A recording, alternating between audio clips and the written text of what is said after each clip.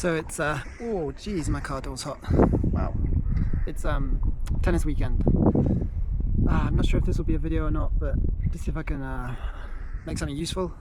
Basically, probably like so we've got 3 kids, all in tennis academy, and so it's lots of matches. You try and qualify for like the knockout stage, and then try and do as well as you can in the knockout stage. And failing that, you try and learn something. That's the general gist. So we're at this place.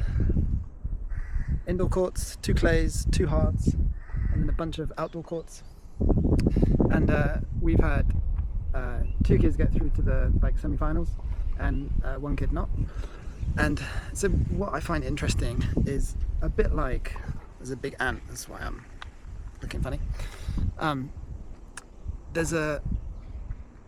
For me, my brain starts.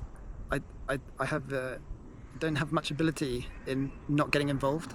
So like I'm seeing like disconnects in performance versus like the end result. So some kids, they play beautifully, but their match result doesn't correlate with how good they hit it. And I'm thinking, I'm going to relate it to trading, in that you can be a great trader but lose money. And in the same way, you can be a bad trader and make money. And I guess it's the same in all endeavors. Like I played a lot of golf as a kid, considered like going pro. And you play with the other boys that they really don't hit a good ball, but they outscore you. And then you get some boys that hit a great ball and score terribly. And I'm seeing it on the tennis courts, and my kind of soul just wants to get involved and somehow find the disconnect between playing beautifully and scoring badly, and vice versa. So I was chatting with one of the coaches about like why you see it, and his thoughts was just like match experience. And so anyway, it's just something I'm thinking about. But if you've got young kids and you're thinking about a sport for like to take it seriously for your kids, so ours train, give you a view of the courts, every day. Well, they often get 1 day off a week, and it's often 2 sessions a day for 6 days. So it's pretty full on. And they work on everything, all the shots, mental, preparation, discipline. They try and get the whole package together, and then that's around their school studies. And I think it's the same for football, it's the same for golf, it's the same for all the endeavors, like swimming. So all those parents will know what I'm talking about.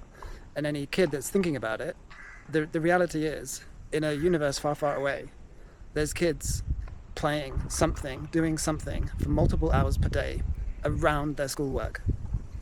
And that's the reality of the situation. And then this is effectively match day, where you score as well as you can. And in tennis, a bit like golf, so in golf you have a handicap. And if you want to go pro, you get to scratch as quickly as possible, and then you qualify for like high-level tournaments as quickly as possible. Tennis is the same. You get what's called a UTR. It's basically your handicap for a golfer, they'd understand. And you want it as high as possible, as quickly as possible. And that's what really it comes down to. Like golf, it comes down to your handicap, and then your ability to play to that handicap consistently. So what's my point? I really don't know. I really don't know what my point is. But I think all these things are worthwhile endeavors, because the discipline you get, the social aspect you get, not just from going to school, but in the training and moving around courts, traveling at the weekends, being organized with your staff. It's all really good stuff. I'm not going to show you any matches, because that'd be pretty boring, I think. But you know, because I mean, right now you can watch Wimbledon on TV, so you'd probably class that would be more interesting than watching 12, 13-year-olds play. But this is the setup, this is the life of a tennis parent, tennis coach. And yeah, don't know quite what else to say. In case you're new to this but thinking about it, the general gist is, so like golf, you'll try and get to scratch, and in tennis you try and get a UTR around 9 or 10, and then the idea is that you go to a US college, and from there they have a much better system at advancing you to a professional level, because there's so many more and they have so much more money in the States. So the general gist of the kids here is that they're trying to get a US college place and from there see where it goes. That's the general gist. And it's the same for golf actually. You get down to scratch, you get your A-levels or your IB or whatever, and you get a place, hopefully a scholarship at a US college, and then you see what comes. A lot of tennis pros come out of US colleges, a lot of golf pros come out of US colleges. So that is kind of a pathway for where this all ends up. And what you really hope is that you get a full scholarship at a US college, so that all the money and time you invest now pays you back when you get to US college and you get it for free. That's the dream scenario. Whether they make it as pro or not, you really don't know. But what you really want is a US college place with a full scholarship, whether that's golf, tennis, football, whatever. All right, I think that's it. Here's all the long suffering. Parents sat around, people like me sat here yesterday and today watching matches. We just actually watched a really good match. It was a lot of fun.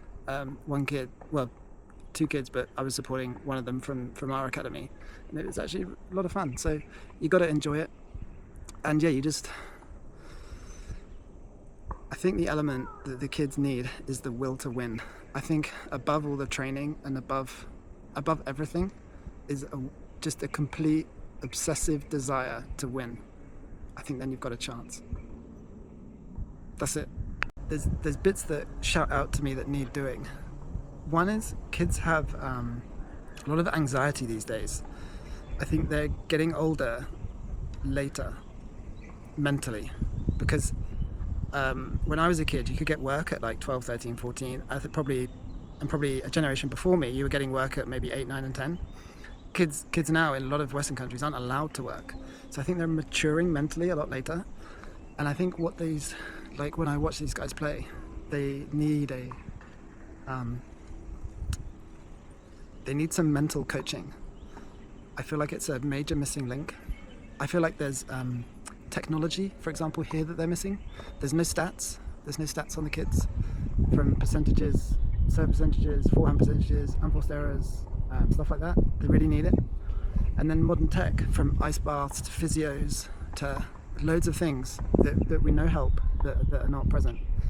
And my soul is like crying out to provide it or somehow get it for this academy or whichever academy you're involved in. So anyway, I'm just going to walk you through past the courts. I won't say too much because I don't want to disturb anyone, but just give you an idea for kind of what's going on. It's mostly now semi-finals and finals, so there's a lot less people up here than there were, but you'll get a feel for like the situation. So at this academy they've got a couple of special clay courts. Pretty nice setup there. And then you can see the hard courts. There's a gallery up behind and a nice undercover bit right here. And then it's hard courts at the end.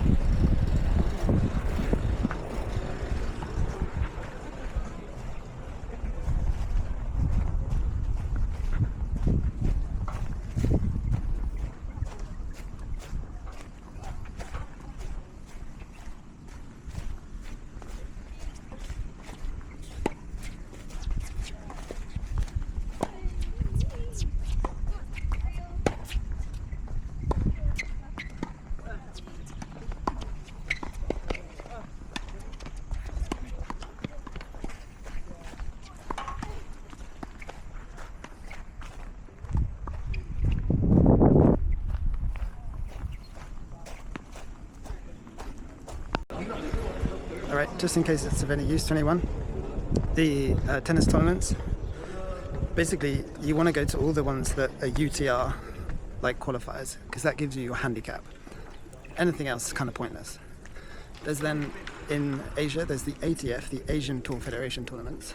You just get a Asian Tour Federation ranking. And then there's ITF's, International Tour Federation, and again you get an ITF ranking. And they do count towards your UTR. So if you're stuck for time or possibilities, you do the UTR tournaments, and if you're good enough, because they're very high level, the ITF tournaments, And the ATF, just kind of if you need the match practice, that's kind of our gist about which ones to go for.